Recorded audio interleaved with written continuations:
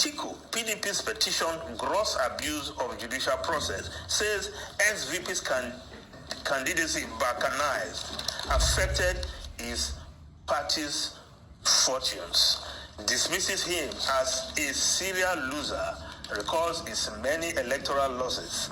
ATIKU's aid on $460,000 forfeiture. You can't outrun your past. Sending that message to TINUBU.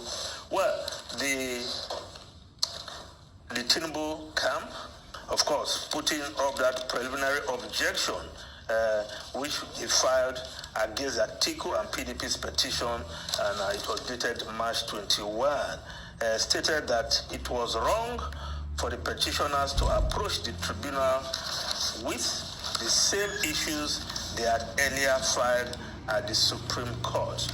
Well, that is why the panel is there to look at these issues and give its verdict. Now, if we look at the Vanguard newspaper, also the same story from the tribunal. Poll, I defeated you, TINUBU tells Obi. You have been losing since 1993, he replies. ATIKU says, call for runoff poll baseless.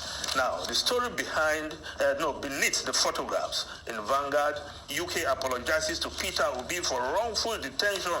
We are not aware of British government's apology on Heathrow incident. Labour Party responding.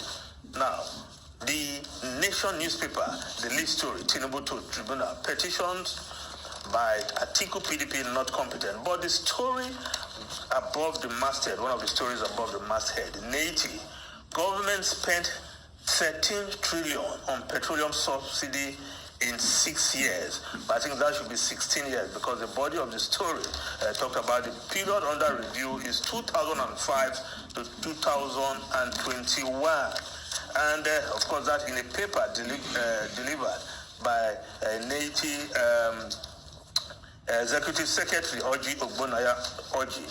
And according to this latest report titled "The Full Deregulation of Petroleum Sector Will Permanently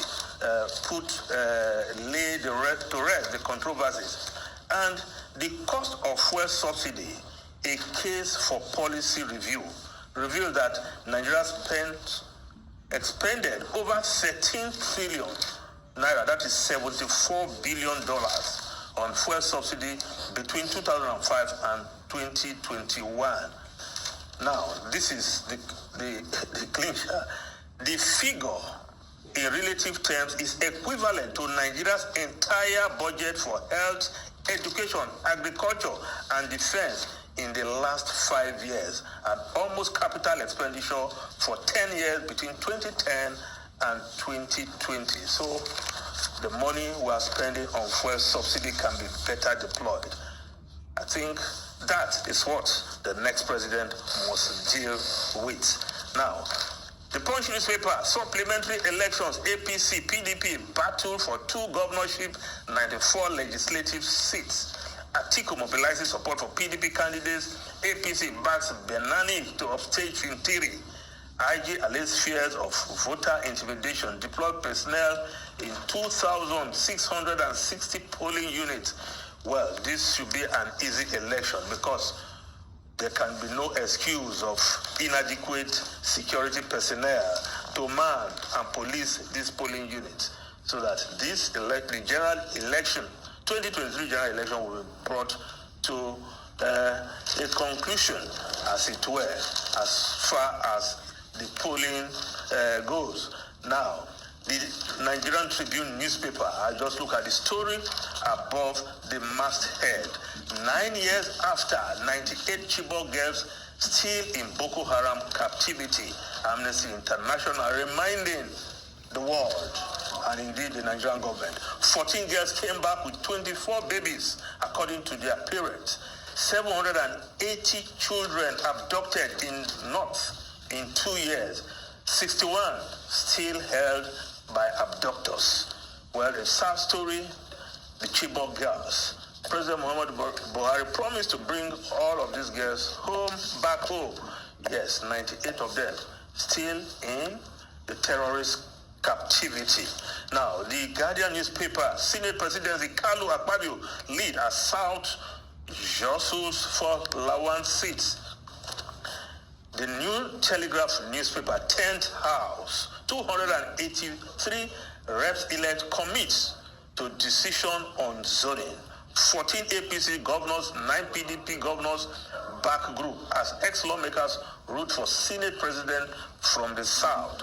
Bajabia Miller refutes working against Wase. Others says there's need for party to complete zoning exercise. Now, the foreign newspapers quickly.